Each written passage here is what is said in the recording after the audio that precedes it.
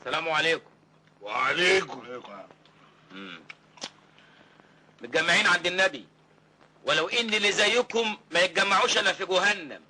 الله الله الله الله الله الله الله، ايه الدخله دي؟ انا جاي اقول لكم اشوف وشكم بخير، قصدي يعني ده هي لا توريني وشوشكم بعد كده. ما تقف عوج وتتكلم عادل. يالا انت تخرس خالص، تخرس خالص يا غبي. انا جاي اقول لكم انا ماشي، مش هشتغل معاكم تاني.